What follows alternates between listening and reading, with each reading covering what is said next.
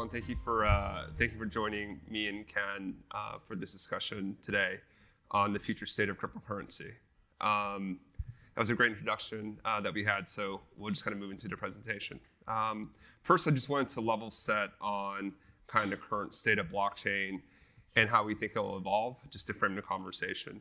Like most new technologies, I think that retail enthusiasm has kind of really overshot the underlying technology. And now we're really in the build phase of blockchain. We do see activity continue to accelerate. The underlying technology continues to improve with better scaling, security, better usability.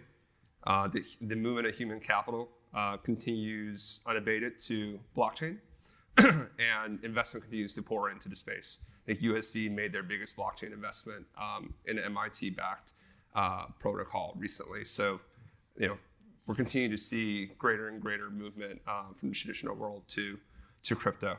Transitioning to kind of the future state of how blockchain can look like. I think disruption of the traditional financial system. This open finance concept where anyone with a smartphone and internet access could access financial services on blockchain. That's something we want to explore today. Speeding stablecoins will be a key part of this new ecosystem. You're seeing a number of these new stablecoins come to the market, asset-backed, collateralized, and buoyant coins like NDAO. So Ken, if you could define for the audience what's a stablecoin versus a buoyant coin. Sure. So of course we all saw what happened with Bitcoin, Ethereum, launching to the stratosphere in December and then crashing again, and that has of course evoked a reaction of how do we have cryptocurrencies that are more stable? And all these stable coins came out, and most of the stable coins are pegged to some kind of asset, typically the U.S. dollar. Some of them are actually backed by that number of dollars. Some of them are backed by algorithmic controls.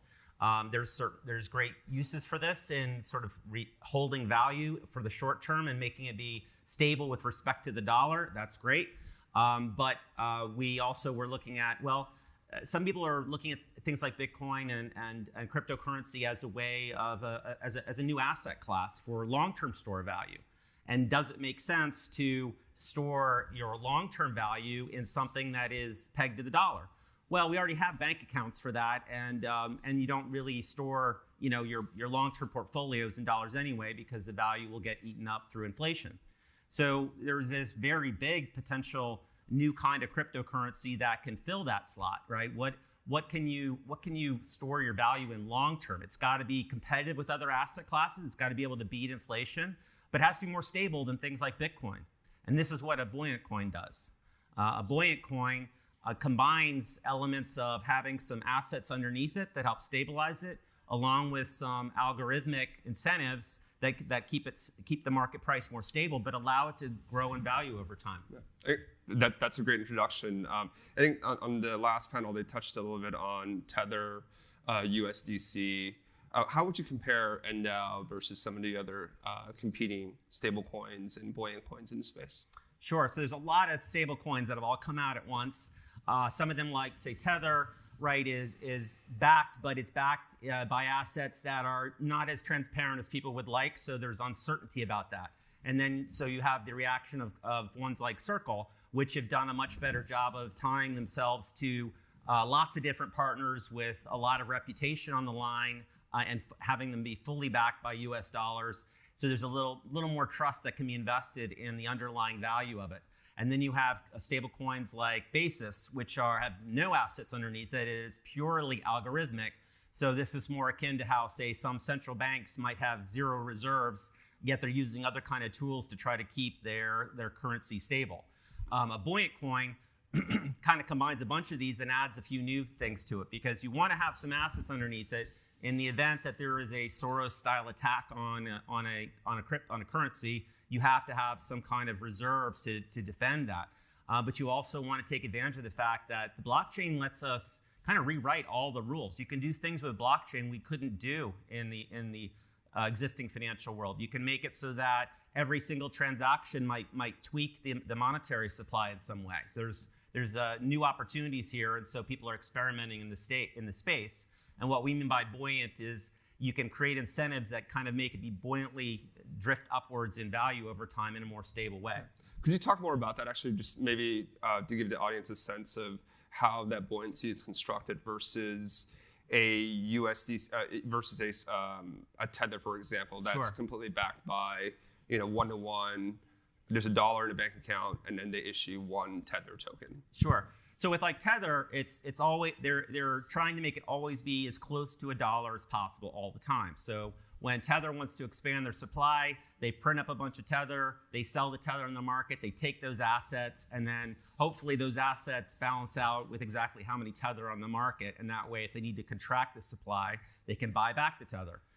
With NDAO, the idea is if you're going to try to have something that grows in value over the time, you don't want to be have your underlying assets exactly match what the market price is. You want to be more like a central bank a little bit and have the ability for your supply to grow over time, but at an increasing set of prices. So NDAO is sold, every 1,000 NDAO is sold at a slightly higher price than the NDAO before. So it goes up in value over time, but like Tether, all of those assets go into an endowment of assets, and that endowment is what NDAO is named for.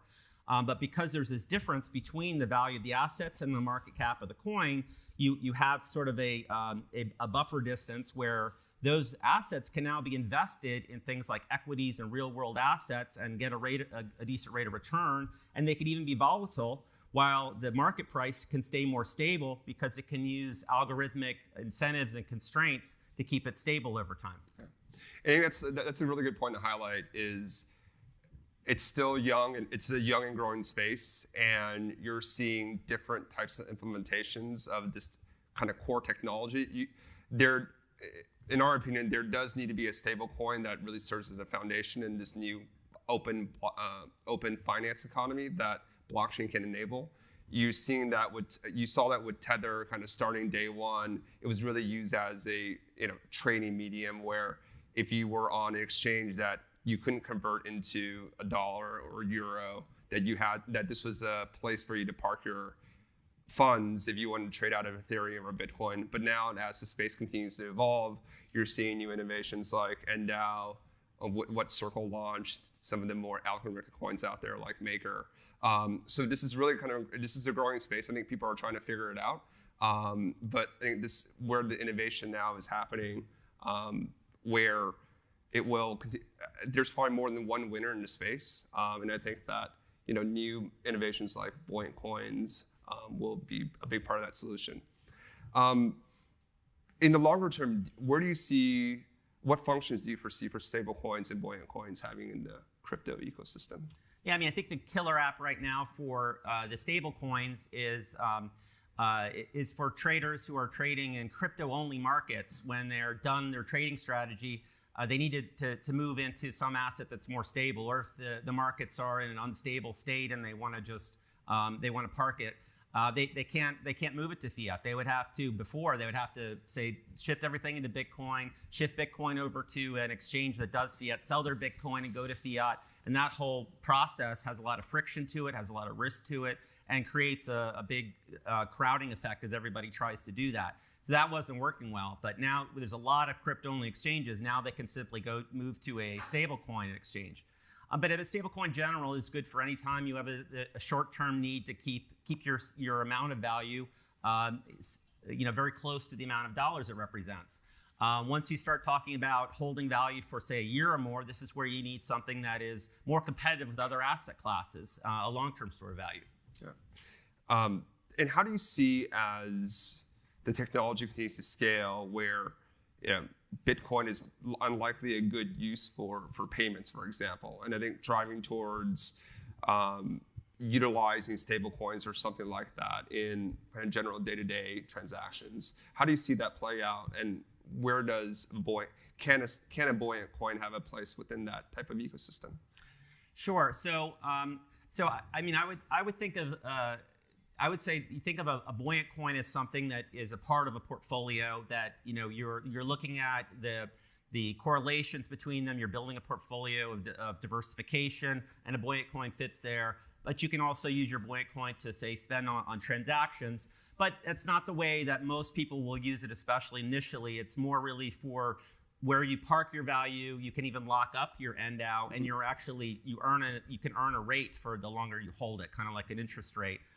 In fact, you can lock it and you can earn up to 15% a year additional endow. So that's going to be where it's going to be tended to be used. Whereas I think for day-to-day transactions, if somebody's got $100 in their wallet and they want to buy lunch, they don't want it to be 100, then 50, then it's 200, moment to moment. They want something that's very stable and that they can buy lunch with that day. Yeah, that makes a lot of sense as part of a longer-term hold strategy where you're earning yield on that asset.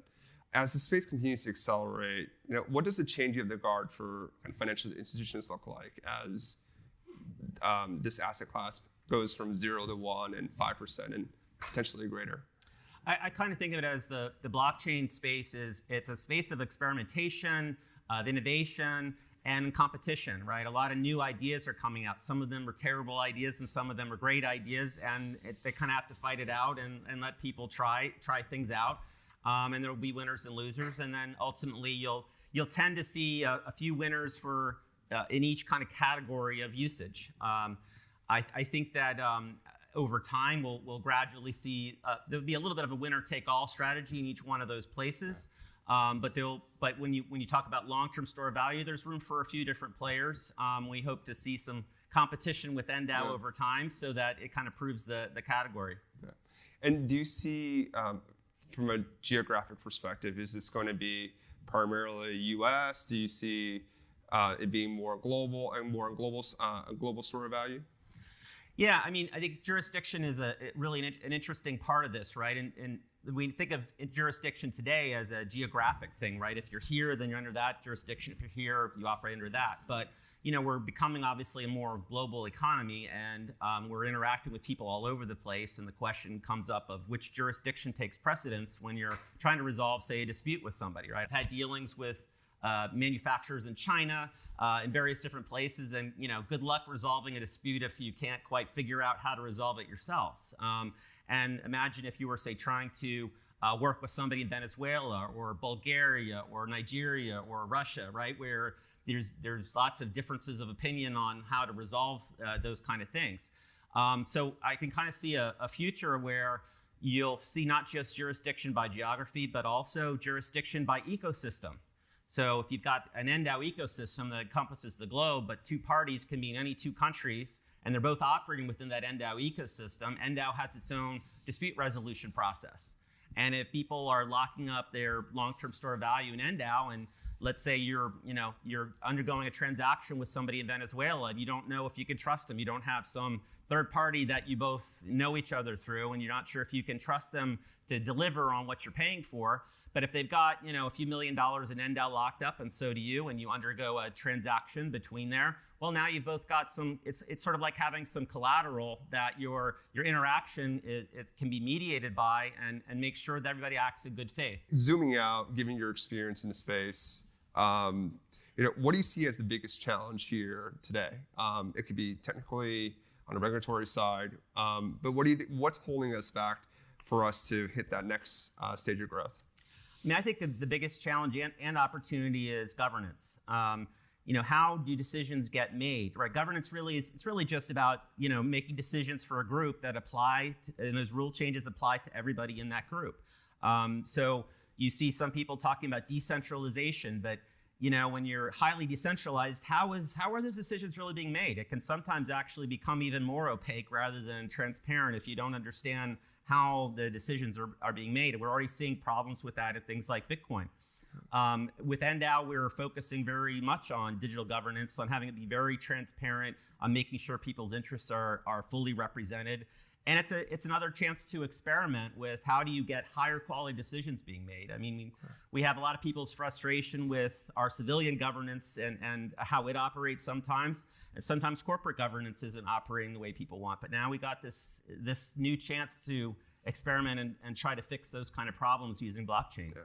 No, I think that's there's something that I see moving from being at Jefferies for 2 years, leading the coverage effort there, and now moving to much more a smaller company where we're dealing with blockchain companies every single day, you really do see the innovation. When you're on the ground, you see the innovation on governance, on the technology side, and just gives I think it gave me a much more confidence in the space that these challenges are going to be met, and there's a real bright future here. But thank you everyone for your time.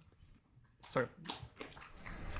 What's driving acceptance of various currencies, and is it going to take us 60 years? Well, I think one of the things that's holding back more acceptance from it, really, I actually think there was a wave where there was a lot of people excited about accepting Bitcoin and putting up, point of sale things where you could, use your Bitcoin, right? I've used it at a restaurant or a store and so on, and they've actually started removing them from some of the places, and it's partially because a lot of people holding Bitcoin, they're really holding it more as an asset class, right? And just like you don't spend your Amazon shares, when you're buying something, that's what you're holding. You want to spend instead the thing that's going to inflate over time. You spend your dollars.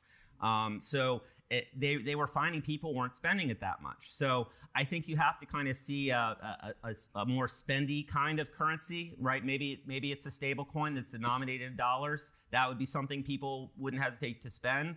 But if you're holding several forms of value, the one that you're going to spend, right, is going to be the one you think is not going to go up in value over time, and the one that vendors are going to accept is the one that people want to spend, right? The other factor is, right, vendors are trying to keep things super stable. So when they get paid in Bitcoin, most of them immediately turn around and have to sell it, and so it's just creating an extra step and a problem for them and some friction with the transaction fees along the way. So I think making them be more efficient, the advent of the stable coins will help. Being able to move between different types of currencies in a seamless, easy way will all help. But the vendors will accept whatever people want to pay in. And I just think right now most people aren't interested in paying as their first choice in Bitcoin. So as that changes to having many other kinds of currencies that are more friendly to spending, I think lots of vendors would be happy to accept it, especially if the transaction fees are a lot less than they're having to pay for credit cards. And just to add on to that point, a big part of why it hasn't worked is because the fees were so high. We didn't have the right technology. We didn't have the scaling. But that's changing. It's changing with different layer 2 solutions that are being built right now by different teams on Bitcoin and on Ethereum. So I think underlying the technology will improve. The POS vendors, Square, et cetera, are going to continue to build out the integrations where if you go to China, it's literally a QR code and you spend, people look at you like you have 3 heads if you use a credit card actually there. It's a little odd. But I think fundamentally from a merchant's perspective, it's not 2.9% plus 30 cents. There's no chargebacks. There's a lot of efficiency there from both a vendor side and from a consumer side. And I think it's that technology. Once that grows and improves, you're going to see that. It may not be next year, but I think in 5 years, you're going to see that difference. It's like if you went to Shanghai in 2013 versus going now, the world, it's changing. It's going to change much more rapidly. And I think the more, and for me, just the more time spending in this space and seeing the innovation happen, seeing the team, seeing the investments, that's really where it gives me a lot of confidence that it'll take less than 5 years, in my opinion. But I think we've used up our time. Thank you very much for listening to us.